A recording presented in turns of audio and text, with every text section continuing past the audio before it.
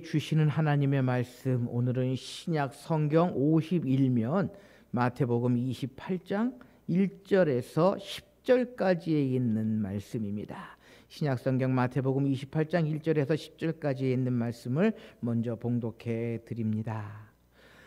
안식일이 지나고 안식 후 첫날에 되려는 새벽에 막달라 마리아와 다른 마리아가 무덤을 보려고 갔더니 큰 지진이 나며 주의 천사가 하늘로부터 내려와 돌을 굴려내고 그 위에 앉았는데 그 형상이 번개 같고 그 옷은 눈같이 희건을 지키던 자들이 그를 무서워하여 떨며 죽은 사람과 같이 되었더라. 천사가 여자들에게 말하되 이르되 너희는 무서워하지 말라. 십자가에 못 박히신 예수를 너희가 찾는 줄을 내가 아노라. 그가 여기 계시지 않고 그가 말씀하시던 대로 살아나셨느니라. 와서 그가 누우셨던 곳을 보라. 또 빨리 가서 그의 제자들에게 이르되 그가 죽은 자 가운데 살아나셨고 너희보다 먼저 갈릴리로 가시나니 거기서 너희가 배우리라 하라.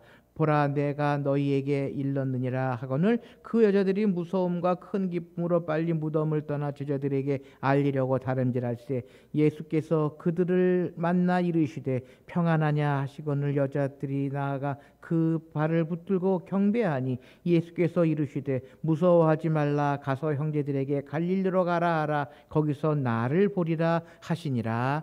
아멘. 2025년 부활절을 맞이해서 우리 함께 예배하시는 모든 성도님들의 삶 속에 부활의 주님이 찾아와 주시고 만나 주심으로 말미암아 모든 근심과 걱정이 주님 안에서 응답되어지고 해결되어지는 놀라운 역사가 나타나실 수 있으시기를 기도합니다. 우리가요, 성경을 읽다 보면 이해할 수 없는 그러한 이야기들이 얼마나 많이 있는지 모릅니다. 특별히 우리가 초신자 때 교회에 처음 등록하고 출석해서 처음 신앙생활을 할 때에 성경의 이야기 가운데에서는요, 믿기 힘든 이야기들이 얼마나 많이 있는지 모릅니다. 우리가 첫 신앙, 우리의 그 처음 믿음을 간직하고 있던, 교회에 출석하고 있었던 그러한 때로 돌아가서 여러분, 성경에서 가장 믿기 힘든 어려운 이야기는 뭡니까? 아마 빵 5개와 생선 2마리로 5,000명을 먹이고도 12광주리가 남았다라고 하는 것도요, 쉽게 믿어지지 않지만, 더욱이 예수님께서 죽었다가 3일 후에 다시 살아났다는 말은 더욱 믿기 어려운 일이 아닐 수 없을 것입니다. 일본의 유명한 신학자 우찌무라 간조에게요, 하루는 어떠한 대학생이 찾아와 심각하게 질문을 했다고 합니다. 우찌무라 선생님, 저는 성경에 나오는 기적들을 믿을 수가 없습니다. 예수님께서 물 위로 걸으셨다는 이야기, 부활하신 이야기 등은 정말로 내 이성으로는 도무지 이해할 수 없습니다. 그런 황당한 이야기나 이해할 수 없는 기적 등은 빼놓고 다른 내용으로 성경 공부를 하면 안 될까요? 라고 우찌무라 간조 선생님에게 물었다고 합니다. 그때에 그의 대답이 이러했습니다. 학생, 성경에서 사람의 이성으로 받아들이기 어려운 기적들을 다 제거하고 성경 공부를 한다면 성경에는 딱 2장만 남는다네. 그것은 성경의 앞뒤 표지뿐이라네 라고 이야기를 해 주었다고 합니다. 사랑하는 성도 여러분, 예수님께서 죽은 지 사흘 만에 무덤에서 부활하셨습니다. 우리는 이 주님의 부활의 사건을 믿어야 합니다. 그분의 무덤이 비어 있었습니다. 누가 훔쳐 갔느냐고요? 아니었습니다. 그분은 살아나셔서 제자들에게 오셨습니다. 갈릴리 바닷가에 오셔서 생선도 잡수셨습니다. 어떻게 살아나셨냐고요? 그분이 사망 권세를 주관하시는 전능하신 하나님이시기 때문입니다. 사람에게 위협을 주는 사망을 직접 경험하신 후 사망의 권세를 깨뜨리셨습니다. 다시는 사망이 하나님의 백성들에게 위협이 되지 못하게 하신 것입니다. 예수님께서 이렇게 말씀하신 적이 있습니다. 나는 부활이요 생명이니 나를 믿는 자는 죽어도 살겠고 무릇 살아서 믿는 자는 영원히 죽지 않을 것이다 라고 말씀하셨습니다. 예수님께서는 부활이시기 때문에 예수님을 믿으면 죽어도 살겠고, 예수님께서 생명이시기에 살아서 나를 믿는 자는 영원히 죽지 아니할 것이다 라고 예수님께서는 말씀해 주신 것입니다. 예수님은요, 나를 믿으면 영생을 얻었기에 죽어도 산다고 하셨는데, 그 말씀이 그냥 해본 말씀이 아니라 실제로 가능하다는 것을 직접 죽으시고 부활하심으로 우리에게 증거해 주셨다라고 하는 것입니다. 그러기에 우리는 부활의 주님을 믿어야 합니다. 그리고 부활 신앙을 간직하고 살아가야 한다라고 하는 것입니다. 여러분, 번지 점프를 아십니까? 저도 아직 한 번도 뛰어보지 못했는데요. 높은 곳에서 뛰어내려 땅을 향해 사정없이 내려꽂지만 죽지 않는 것은 허리에 밧줄이 묶여 있기 때문입니다. 우리가 죽음을 당할지라도 죽음에 떨어지는 것이 아니라 다시 살아나는 것입니다. 생명의 줄로 묶여져 있기 때문이다라고 하는 것입니다. 이것이 바로 우리 그리스도인들이 가지고 있어야 할 믿음, 신앙이고요. 이것이 바로 오늘 주님께서 우리에게 보여주신 부활 신앙이다라는 것입니다. 오늘 보면 6절 말씀에 보면요, 그가 여기 계시지 않고 그의 말씀하시던 대로 살아나셨느니라. 와서 그의 누우셨던 것을 보라라고 기록합니다. 주님께서 말씀하신 대로였습니다. 그리스도를 믿는 믿음의 가치가 바로 영생입니다. 그리고 그리스도를 믿는 신앙의 원천이 바로 부활입니다. 그러므로 이 부활 신앙은 그리스도의 삶의 능력이 됩니다. 예수 그리스도가 부활하셨기에 그를 믿는 자는 이제 부활 신앙을 가지게 된다라고 하는 것입니다. 사도 바울은요, 예수를 믿고 이 부활 신앙을 터득하면서 고린도전서 15장에 부활에 관해서 이렇게 우리에게 설명을 해주고 있습니다. 나는 날마다 부활을 경험하고 사노라라고 강조합니다. 이것이 바로 부활 신앙을 가진 자만이 경험할 수 있는 참 믿음이요 참 신앙이다라고 하는 것입니다. 요한복음 3장 10절 말씀에 하나님이 세상을 이처럼 사랑하사 독생자를 주셨으니 이는 저를 믿는 자마다 멸망치 않고 영생을 얻게 하려 하심이라라고 우리에게 분명히 말씀해 주셨습니다. 즉 예수를 믿으면 멸망의 사람이 영생의 사람으로 다시 태어나게 된다라고 하는 것입니다. 이것이 바로 부활신앙입니다. 예수 그리스도를 믿기만 하면 멸망치 않고 영생을 얻을 것이다 라고 하는 것, 이것이 바로 부활신앙이다라는 것입니다.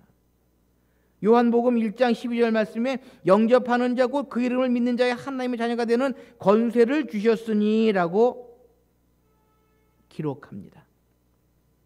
바로 이것이 부활신앙입니다.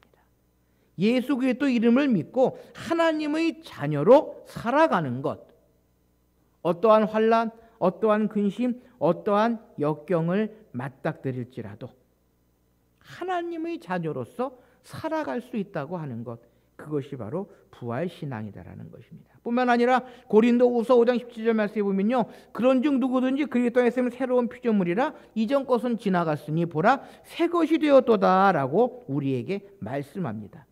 새로운 피조물, 새 것, 바로 그것이 부활신앙이다라고 하는 것입니다.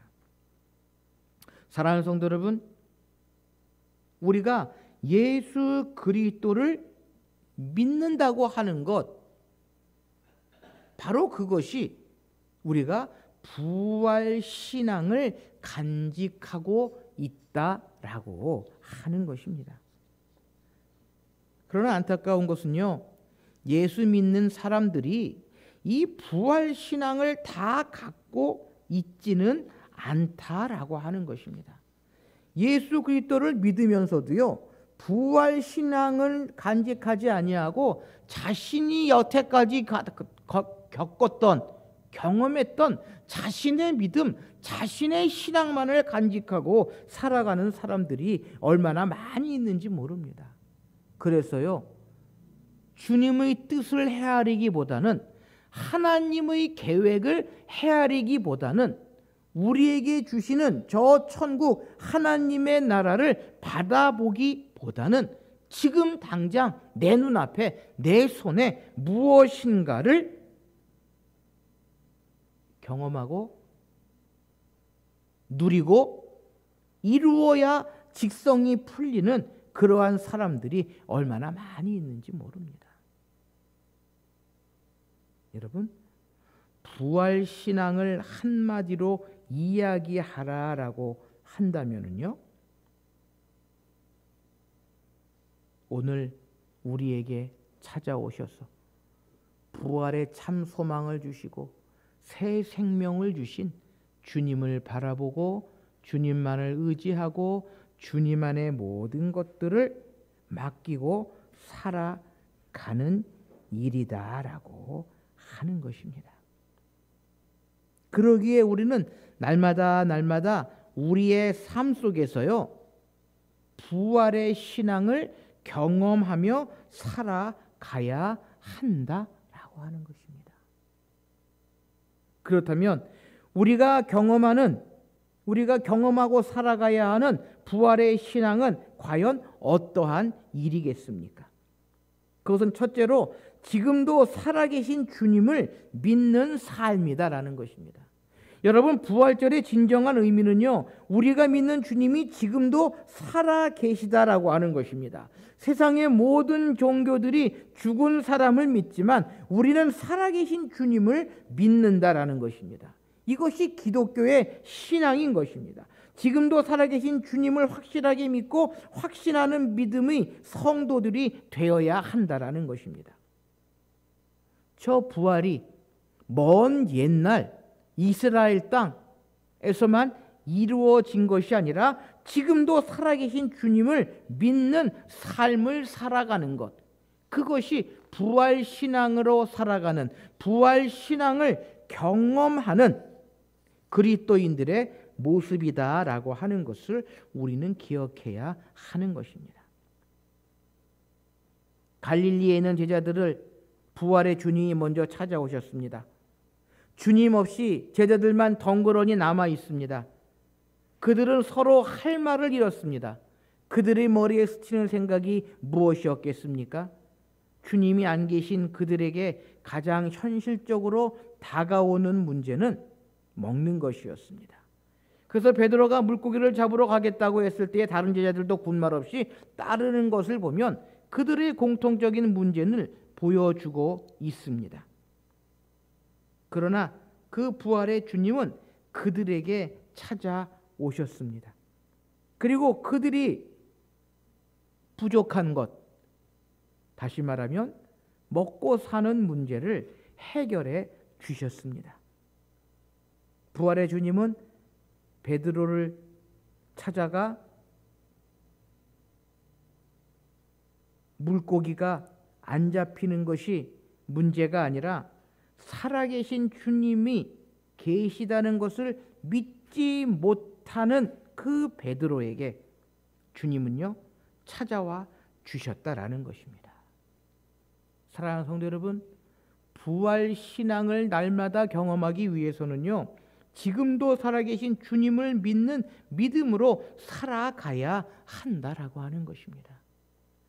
그러나 안타까운 것은요, 오늘 이 시대의 교회와 성도들 가운데에 주님이 없는 교회와 주님이 없는 성도들이 얼마나 많이 있는지 모릅니다. 그저 사람의 생각, 사람의 소리, 사람의 냄새만 가득한 교회들이 얼마나 많이 있는지 모릅니다.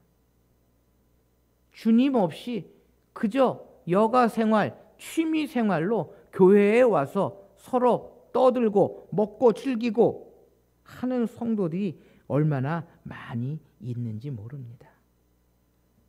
사랑하는 성도 여러분, 우리가 날마다 이 부활 신앙을 경험하기 위해서는요, 지금도 살아계신 주님만을 바라보고 주님만을 믿는 그러한 믿음이 있어야 한다라고 하는 것입니다. 두 번째로 우리가 날마다 부활 신앙을 경험하기 위해서는요, 지금도 우리와 함께 계신 주님을 믿는 삶이다라는 것입니다. 부활하신 주님은요, 우리를 고아와 같이 내버려 두지 아니하시고 항상 우리와 함께 계십니다. 임마누엘의 주님이시다라는 것입니다. 주님과 항상 함께 동행하는 믿음의 삶을 살아가는 것, 그것이 부활 신앙을 날마다 우리의 삶 속에 경험하는 것이다라는 것입니다. 성경에 보면은요, 부활하신 주님이요, 나타나시고 찾아와 주시고 함께 해 주셨습니다. 만일 예수님께서 부활하시고 바로 승천하셨다라고 한다면 그 부활의 주님을 만나고 함께 하셨던 주님을 경험한 사람들이 없을 것입니다. 그러나 주님은 부활하셔서 그의 사랑하는 제자들, 그의 사랑하는 사람들과 함께 해 주셨다라고 하는 것입니다. 그리고 그들에게 참 부활의 소망을 주시고요, 새롭게 변화시켜 주셨다라고 하는 것입니다. 사랑하는 성도 여러분, 2025년 부활절을 맞이하면서 우리 주님이 우리에게 하시는 말씀이 무엇이겠습니까? 그것은요, 내가 너희와 함께 하시겠다라고 하는 것입니다. 주님 없이 아무리 애를 써도 아무런 결과를 얻을 수 없습니다. 주님이 오셔야 합니다. 주님께서 함께 하셔야 한다라는 것입니다. 주님이 함께 계심을 믿는 것이 부활 신앙이다라는 것입니다. 사랑하는 성도 여러분, 이 나라가요, 힘들고 어렵다고 합니다. 이 나라의 백성들이 힘들어하고 어려워하는 사람들이 얼마나 많이 있는지 모릅니다. 왜 그렇습니까? 그 이유가 뭡니까? 죄송하지만 주님께서 우리와 함께 하시지 않기 때문이 아닐까라고 하는 생각을 해보게 됩니다. 왜 그렇습니까? 지금부터요, 40년 전, 50년 전에는 이 나라에 교회들이 부흥했습니다. 그저 상가 한 층에 무슨 교회라고 하는 이름만 내걸어도 교인들이, 성도들이 모여들던 그러한 시대가 있었습니다. 그리고 많은 사람의 선교사들을 파송하는 그러한 시대가 있었다라고 하는 것입니다. 그래도 그러한 시대에는 이 나라가요, 부흥하고 성장하고 발전할 수 있었다라고 하는 것을 우리는 교회의 역사를 통해서 발견하게 됩니다. 바로 주님이 함께 하실 때에 이러한 일들이 벌어지게 되는 것입니다. 주님이 함께 계심을 믿는 것이 성령 충만한 삶입니다. 우리 주님께서 함께 계심을 믿지 못하면 그 어떤 일이든지 쓸모없는 일입니다. 지칠 대로 지친 인생이지만 우리 곁에 주님이 함께 계실 때에 우리는요, 새롭게 모든 일들을 이룰 수 있었다라고 하는 것입니다. 주님께서 십자가에 죽으신 후에 주님께서 함께 하시지 않았던 제자들은요, 두려워하고 떨고 있었습니다. 베드로는 실망하여 자신의 본업인 어부가 되려고 떠났습니다. 그러나 다시금 주님께서 함께 하셨을 때에 베드로는 변화될 수 있었습니다. 모든 제자들은요, 주님이 함께 하셨을 때에 부활의 신앙을 가지고 새롭게 살아갈 수 있었던 것입니다. 사랑하는 성도 여러분, 2025년 부활절 아침에 우리가 날마다 경험할 수 있는 부활 신앙은요, 무엇보다도 우리와 함께 계신 주님을 믿어야 하는 것입니다. 오늘도 주님께서는 나와 함께 하시고, 오늘도 주님께서는 나의 모든 역경과 환난과 근심을 아시고 그 모든 것들을 제하여 주시기 위해 우리와 함께 하시기를 원한다라고 하는 것을 우리는 기억해야 하는 것입니다.